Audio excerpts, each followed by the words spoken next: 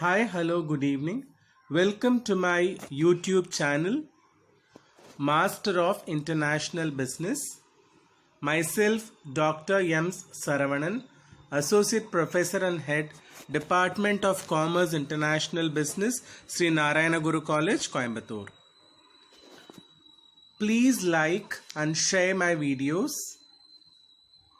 Never miss a video. Subscribe to my YouTube channel. Don't hesitate to click the bell icon next to the subscribe button to be notified of uploads. This video is about the subject business research methods, and today's topic will be sampling design.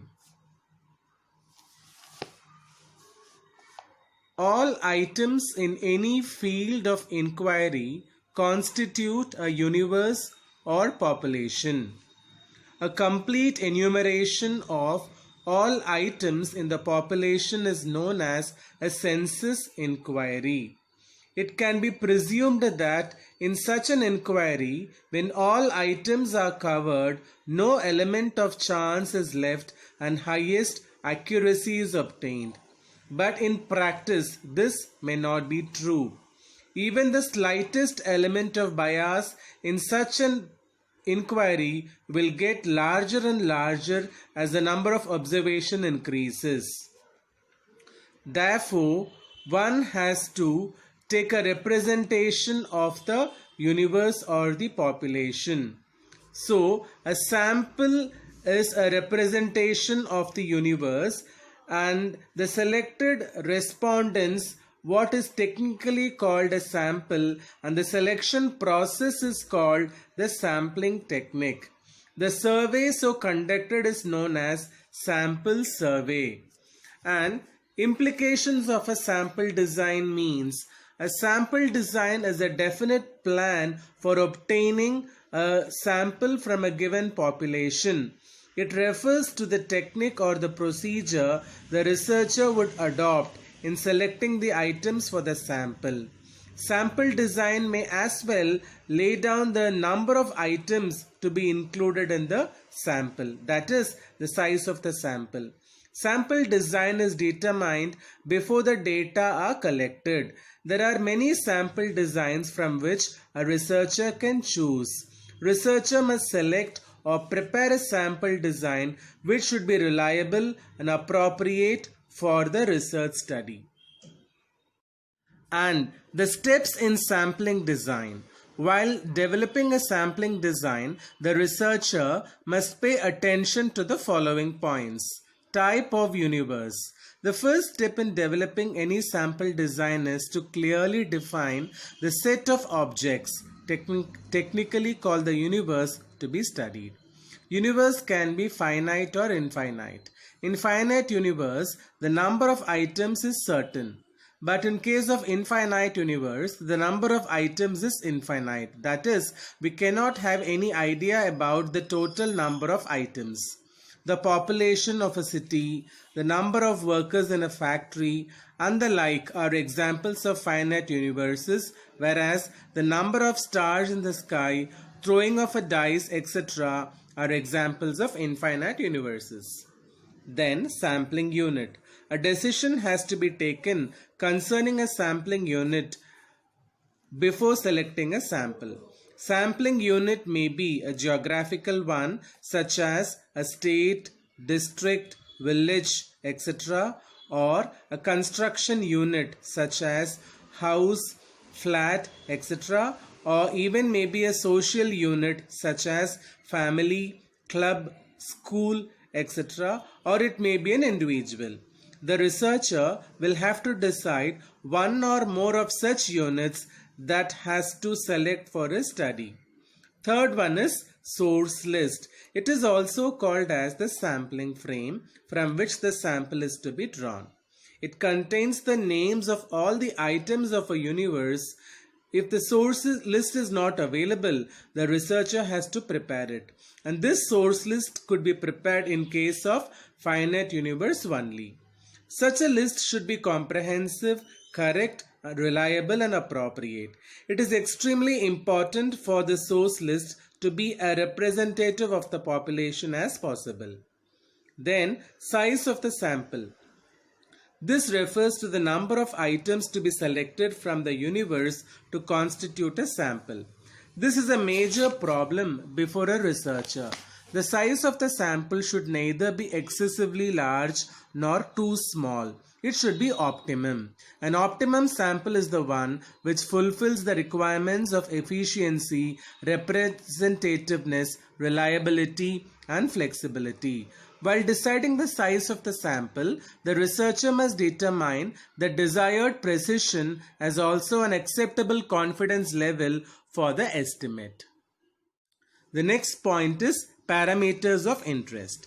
In determining the sample design, one must consider the question of the specific population parameters which are of interest. For instance, we may be interested in estimating the proportion of persons with some characteristic in the population, or we may be interested in knowing some average or the measure concerning the population. There may also be important subgroups in the population about whom we would like to make the estimates. All this has a strong impact upon the sample design we would accept. Then, budgetary constraint. Cost considerations have a major impact upon the decisions relating to not only the size of the sample but also to the type of sample. This fact even leads to the use of non-probability sample. Next is sampling procedure. Finally, the researcher must decide the type of sample he will use. That is, he must decide about the technique to be used in selecting the items for the sample. In fact, this technique or procedure stands for the sample design itself. The next heading is criteria of selecting a sampling procedure. One must remember that two costs are involved in sampling analysis. That is, cost of collecting the data and the cost of an incorrect inference resulting from the data. Researcher must keep in view the two causes of incorrect inferences, that is, systematic bias and sampling error. Systematic bias results from errors in the sampling procedure and it cannot be reduced or eliminated by increasing the sample size. At the best, the causes responsible for these errors can be detected and corrected.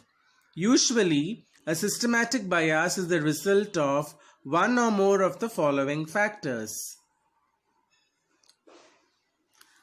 They are inappropriate sampling frame, defective measuring device, non-respondence, indeterminacy principle, natural bias in the reporting of data. Then, sampling error. Sampling error are the random variations in the sample estimates around the true population parameters. Sampling error decreases with the increase in size of the sample and it happens to be of a smaller magnitude in case of homogeneous population. The measurement of the sampling error is called as the precision of the sampling plan. Sampling error can be measured for a given sample design and size. While selecting a sampling procedure, researcher must ensure that the procedure causes a relatively small sampling error and helps to control the systematic bias in a better way. The next type of sampling is probability sampling. It ensures that each element of the population has equal probability of being selected. It is also known as chance sampling, where each and every item in the population has an equal chance of inclusion in the sample and each one of the possible samples in case of finite universe has the same probability of being selected. The first one under probability sampling is simple random sampling. Every element of the population has an equal chance of getting selected. Lottery method is very simple and easy to follow when the population is not too large. For example, If we have to select a sample of 300 items from a universe of 15,000 items, then we can put the names or numbers of all the 15,000 items on slips of paper and conduct a lottery. The second one is systematic sampling. It is also known as quasi-random sample. In some instances, the most practical way of sampling is to select every 15th name on a list, every 10th house on one side of a street, and so on. Sampling of this type is called as systematic sampling. An element of randomness is usually introduced into this kind of sampling by using random numbers to pick up the unit with which to start. This procedure is useful when sampling frame is available in the form of a list. In such a design, the selection process starts by picking some random point in the list, and then every nth element is selected until the desired number is secured. The third one is stratified sampling. If the population from which a sample is to be drawn does not constitute a homogeneous group, then stratified sampling technique is applied so as to obtain representative sample. In this technique, the population is stratified into a number of non-overlapping subpopulations and sample items are selected from each stratum. If the item selected from each stratum is based on simple random sampling, the entire procedure, first stratification and then simple random sampling, is known as stratified random sampling. It is a method of sampling which is when a researcher selects a small group as a sample size for the study. The next one is cluster sampling. Cluster sampling involves grouping the population and then selecting the groups or the clusters rather than individual elements for inclusion in the sample. Suppose some departmental store wishes to sample its credit card holders. It has issued its cards to 15,000 customers. The sample size is to be kept, say, 450. For cluster sampling, this list of 15,000 card holders could be formed into 100 clusters of 150 card holders each. 3 clusters might then be selected for the sample randomly. The sample size must often be larger than the simple random sample to ensure the same level of accuracy, because in cluster sampling, procedural potential for order bias and other sources of error is usually accentuated. Another example I could say, in a factory of 1,000 employees, they are divided into 100 teams, each consisting of 1 supervisor and 9 workers, and we choose 2 of these teams at random. It is a cluster sample. The next one is area sampling. It is quite close to cluster sampling, and it is often talked about when the total geographical area of interest happens to be big one. Under area sampling, we divide the total area into a number of smaller non-overlapping areas, generally called geographical clusters. Then a number of these smaller areas are randomly selected and all units in these small areas are included in the sample. Area sampling is especially helpful where we do not have the list of the population concerned. It also makes the field interviewing more efficient, since interviewer can do many interviews at each location. The next one is multi-stage sampling. This is a further development of the idea of cluster sampling. This technique is meant for big inquiries extending to a considerably large geographical area like an entire country.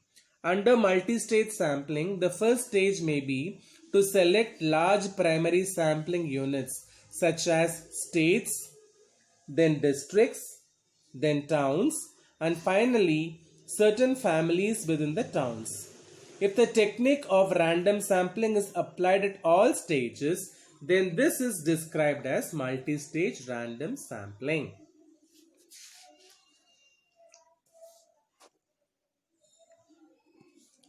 The next one is sequential sampling.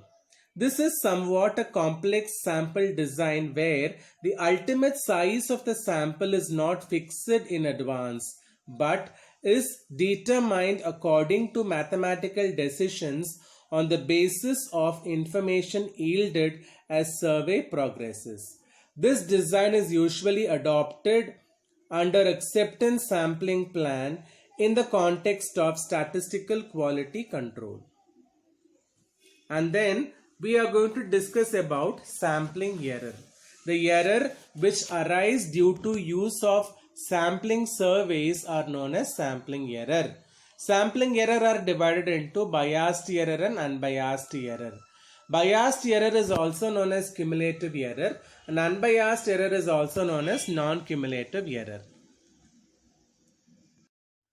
Biased error occur due to faulty process of selection, faulty work during the collection of information, faulty method of analysis.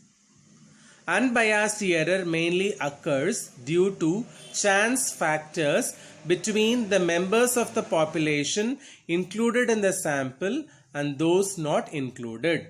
It can be statistically measured and controlled.